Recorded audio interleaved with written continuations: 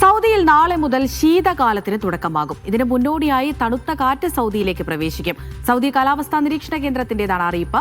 വരും ദിവസങ്ങളിൽ സൗദിയുടെ വിവിധ പ്രദേശങ്ങളിൽ മഴ കനക്കുമെന്നും മുന്നറിയിപ്പിലുണ്ട്. ആരോഗ്യപ്രയാസം തടയാൻ പ്രതിരോധ കുത്തിവയ്പ്പെടുക്കാനും നിർദ്ദേശമുണ്ട്.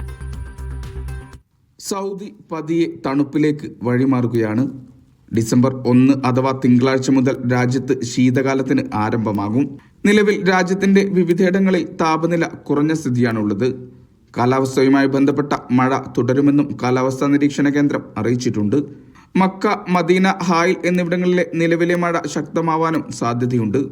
ജീസാൻ, അസീർ, അൽബഹ തുടങ്ങിയ പ്രദേശങ്ങളിൽ മഴക്കൊപ്പം ഇടിയും ആലിപ്പഴ വർഷവും എത്തും. ശക്തമായ കാറ്റ്, മൂടൽമഞ്ഞ് എന്നിവയും ഇവിടങ്ങളിൽ പ്രതീക്ഷിക്കാം.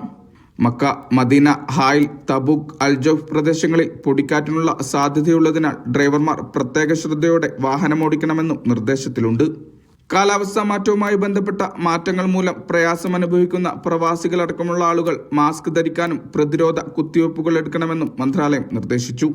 മഴ കനക്കുന്നതോടുകൂടി റിയാദിലടക്കം വരും ദിവസങ്ങളിൽ തണുപ്പേറും. Vishal Cherpulassery, media 1, Riyadh.